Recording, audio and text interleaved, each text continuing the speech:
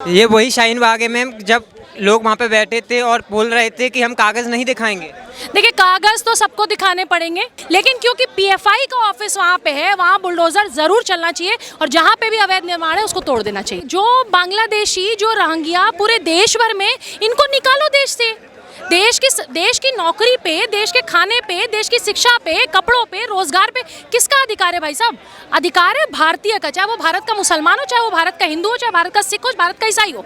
Rohingyas का यहाँ पे आप कई करोड़ रोहिंग्यास को यहाँ बसा के रखेंगे, फिर आपको उनको नौकरी भी देनी है, फिर वो 4 बच्चे पैदा करेंगे, 20 बच्चे पैदा करेंगे, उनके 20 बच्चों के लिए नौकरी भी दीजिए, फिर आप उनकी 4 बीवियों के लिए घर भी बनाइए, प्रधानमंत्री आवास योजना में घर भी दीजिए।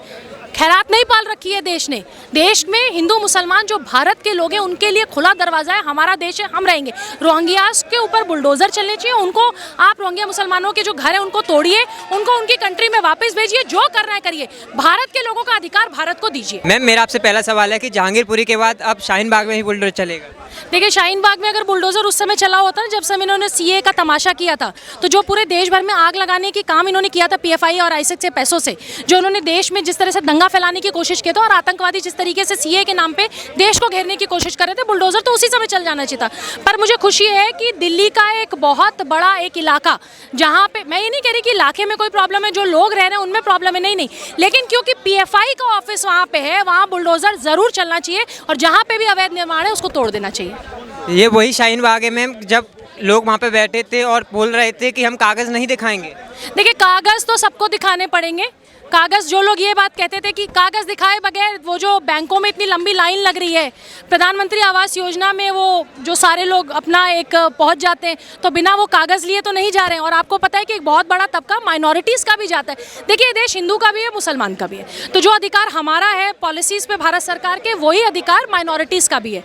लेकिन जब आप ये कहते हैं कि हम बैंक में 500 रुपये लेने जाएंगे तो हम कागज़ दिखाएंगे, हम अपना परिचय पत्र देंगे, हम अपना आधार कार्ड देंगे, लेकिन जब सीए एनआरसी आएगा तो हम अपना परिचय पत्र नहीं देंगे, तो ये दोहरा मापदंड नहीं होना चाहिए।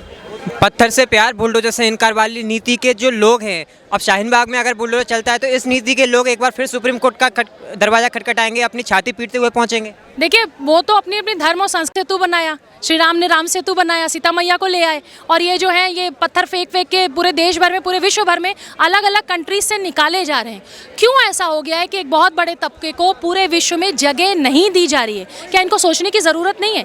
जब तक आप भाईचारे व्यक्ति जो पत्थर फेंक रहा होता है, आप अगर उसके समर्थन में खड़े हो, शक आपके ऊपर आता है कि आप देश के विरोध में काम कर रहे हैं। कांग्रेस पार्टी और आम आदमी पार्टी जिस प्रकार से अभी जहांगीरपुरी में बुलडोजर चलने पर छाती पीट रही थी, उसी प्रकार से अब शाहीन बाग में छाती पीटेंगे कि एक धर्म को टारगेट कर रही है बीजेपी। नहीं, आप कांग्रेस वाले से पूछो ना कि वो राजस्थान में 300 साल पुराना मंदिर कांग्रेस ने, जो अभी उनके राज्य में, उनके जहाँ पे कांग्रेस का राज्य है, वहाँ पे अगर 300 साल पुराना शिव मंदिर तोड़ा गया। और मैं आपको ये बता दूँ, अगर आप विजुअल्स देखेंगे तो जूते और चप्पल पहन के शिव मंदिर पे ड्रिलिंग मशीन चलाई गई थी। अगर हिंदू इतना टॉलरेंट नहीं होता तो शिव जी के ऊपर जूते चप्पल पहन के आप खड़े हैं अभी तक, तो अगर आपने किसी और धर्म पे किया होता तो काट दिए जाते आप।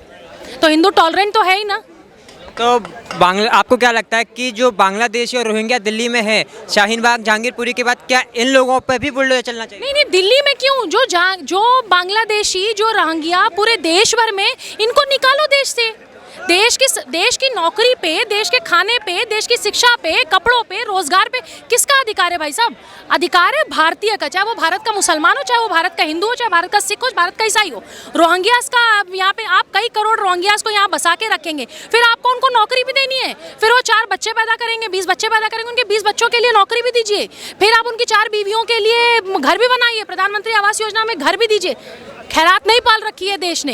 देश में हिंदू मुसलमान जो भारत के लोग हैं उनके लिए खुला दरवाजा है, हमारा देश है, हम रहेंगे। रोहिंग्यास के ऊपर बुलडोजर चलने चाहिए, उनको आप रोहिंग्या मुसलमानों के जो घर है उनको तोड़िए, उनको उनकी कंट्री में वापस भेजिए, जो करना है करिए, भारत के लोगों का अधिकार भारत को दीजिए। बांग्लादेश और रोहिंग्या को जब निकालने की बात की जाती है तो वो उनके समर्थन में और अपना प्यार, बहुत ज़्यादा प्यार उमड़ता है उनमें, ऐसा क्यों है? देखिए, आपको शायद पता होगा, आप मीडिया में हैं तो आपको ज़रूर जानकारी होगी। दिल्ली में एक इलाका है यमुना खादर, शायद कोर्ट में भी इस पे पीआईएल है अगर मैं सही हूँ तो। यमुना खादर पे बहुत रोहिंग्या मुसलमानों को बसाया गया है और उसमें गारंटर आम आदमी पार्टी के ही एक नेता है जो उसमें गारंटर बसे। 20 लोग, 25 लोग, 50 लोगों की झुग्गियां हैं। वहाँ पे एक पत्रकार ने ये भी दिखाया कि किस तरीके से वहाँ पे राज्य सरकार द्वारा पानी, बिजली, वो पानी के टैंकर, मतलब दिल्ली की जो झुग्गियां हैं वहाँ पे टैंकर में पानी नहीं पहुँच रहा है, लोगों को इतनी परेशानी है, लेकिन रोहिंग्यास तक बिजली भी पहुँचता है, पानी भी पहुँचता है, राशन की किट भी पहुँचती है। और तो और जो अमरतुल्ला खान मुसलमान तक चीज़ें पहुँचे ना पहुँचे, रोहिंग्या मुसलमानों तक पहुँच जा रही थी। दिल्ली सरकार ने, केजरीवाल ने फ्री के नाम पे यहाँ पे जनता से वोट ले लिया और फ्री में जनता को यहाँ पे कुछ दिया तो नहीं, लेकिन फ्री में दंगे जरूर दे दिए और फ्री में जो घुसपैठी हैं उनको भी होती है। जो फ्री की राजनीति, फ्री तो हमें क्यों चाहिए, हमें कुछ भी फ्री क्यों चाहिए, हम टैक्स पे कर रहे हैं, हमको फ्री कुछ नहीं चाहिए भाई।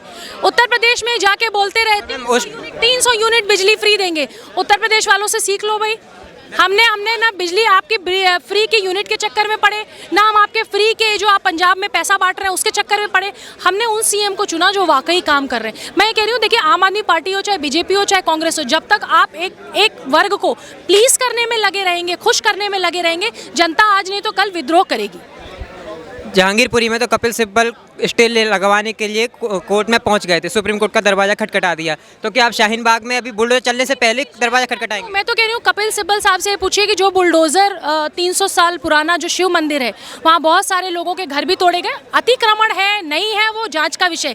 क्या उनका केस भी कपिल सिब्बल लड़ेंगे, या कपिल सिब्बल से तब लड़ेंगे जब राम सेतु की बात होगी, राम मंदिर की बात होगी? एक पर्टिकुलर वर्ग के खिलाफ और एक पर्टिकुलर वर्ग के साथ ही कपिल सिब्बल, भाई 2 राज्य है, 2 जगह बुलडोजर की कार्रवाई हुई, एक राजस्थान जहां कांग्रेस है, एक दिल्ली जहां आम आदमी पार्टी और यहां की पुलिस बीजेपी के हाथ में। कपिल सिब्बल साहब लॉयर हैं, तो ऐसा क्यों है कि कपिल सिब्बल साहब जहां मंदिर तोड़ा जाता है वहां नहीं जाते, वहां के वकील नहीं बनते, जहांगीरपुरी के वकील बन जाएंगे? आप तो वकील है ना, तो आप दोनों के लिए लड़िए। इसका जवाब कपिल सिब्बल साहब दे ही नहीं सकते। बिल्कुल, संविधान एक ही है, और जिस संविधान की आड़ में ये ड्रामा करते हैं, संविधान ने हमें अधिकार दिया, संविधान, अभी यूनिफॉर्म सिविल कोड में कोड आने दीजिए, जितने आस्तीन के सांप हैं वो सब बिलों से बाहर आ जाएंगे। मैम, आपसे मेरा आखिरी सवाल कि ममता बनर्जी हैं बंगाल में, वो भी कह रही हैं कि बुलडोजर चलना गलत है, बीजेपी सिर्फ एक धर्म को टारगेट कर रही है। तो आपके बंगाल में भी, इनके बंगाल में भी जो है दंगे हुए हैं नवरात्र के दौरान, तो ये भी बुलडोजर चलवाएं, इनसे किसने मना किया है? बुलडोजर चलाना गलत है, और जो लोग, मैं कह रही हूँ प्रधानमंत्री अच्छा काम कर रहे हैं, बुरा काम कर रहे हैं। हम प्रधानमंत्री की तारीफ भी कर सकते हैं, हम प्रधानमंत्री की बुराई भी कर सकते हैं। तो अगर बंगाल में जो वहाँ पे अगर आप, कितने ऐसे वर्कर्स हैं जो बीजेपी के मंडल अध्यक्ष थे, उनके परिवार, उनकी लाशें जब वहाँ के पेड़ों पे टंगी रहती हैं, बंगाल में लाशों को पेड़ पे टांगना सही है? क्यों? क्योंकि उन्होंने प्रधानमंत्री की तारीफ कर दी, या उनके परिवार का कोई सदस्य जो बंगाल का चुनाव थे उसमें वो वहाँ पे थे, तो ये सही और बुलडोजर की कार्रवाई गलत है, तो उनको सोचनी चाहिए। और जिसने पूरे बंगाल में दंगा करा रखा है, जिसने पूरे बंगाल में बांग्लादेशियों को ठहरा रखा है, उनको अपने परिवार का सदस्य बना के उनके जल्दी जल्दी कार्ड्स बन जाते हैं, उनके सारे पहचान पत्र बन जाते हैं, उनका तो मुँह ही नहीं है कि वो दूसरे राज्य में जाके बात करें। यानी कि केजरीवाल जी जो है ममता दीदी के इशारों पे चल रहे हैं। देखिए, सारा वो होता ना कि पांडवों की जब लड़ाई थी तो पूरा कौरव एक साथ थे, आपको पता है, लेकिन उस समय भी श्री कृष्ण किसके साथ थे आपको पता है? तो आपको भी पता है कि राम जी ने ये अवसर किसको दिया कि तुम आओ और मेरा राम मंदिर बनाओ।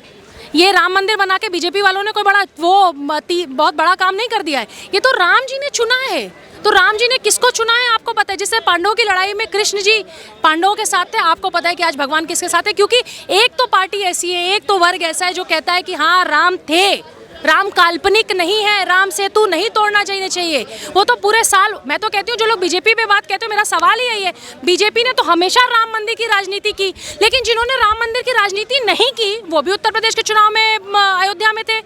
मायावती से ले लीजिए, दिल्ली के मुख्यमंत्री से ले लीजिए, बंगाल से ले लीजिए, महाराष्ट्र से ले लीजिए, सब लोग वहाँ राम के चरणों में थे। तो भैया एक बात तो बहुत सीधी है, राम के चरणों में तो सबको आना है, जीते जी नहीं, मरने के बाद आना जरूर।